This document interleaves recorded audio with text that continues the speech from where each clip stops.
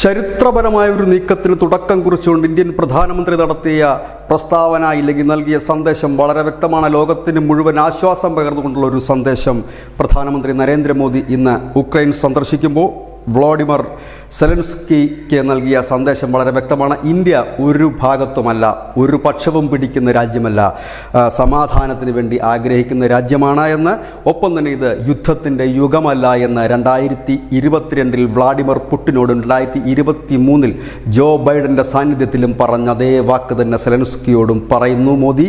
ഒപ്പം തന്നെ സമാധാനപരമായ പരിഹാരത്തെക്കുറിച്ച് സംസാരിക്കുമെന്നും വളരെ വ്യക്തമായി തന്നെ പറഞ്ഞു കഴിഞ്ഞിരിക്കുന്നു. അതുകൊണ്ട് തന്നെ ഏവരും പ്രതീക്ഷിച്ചതുപോലെ തന്നെ ഒരു വെടിനിർത്തലിലേക്ക് അല്ലെങ്കിൽ യുദ്ധം അവസാനിപ്പിക്കുന്നതിൻ്റെ ഏറ്റവും നിർണായകമായ ചർച്ചയുടെ റോളിലേക്ക് ഇന്ത്യൻ പ്രധാനമന്ത്രി മാറുന്നു എന്നുള്ളത് തന്നെയാണ് ഈ ദിവസത്തിൻ്റെ ഏറ്റവും വലിയ പ്രത്യേകതയും. ലോകമറിയാൻ ആഗ്രഹിക്കുന്നതും ലോകത്തെ എല്ലാ മാധ്യമങ്ങളുടെയും തലക്കെട്ടായി മാറുന്നതും ഈ വാർത്ത തന്നെയായിരിക്കും. News desk news India Malayalam.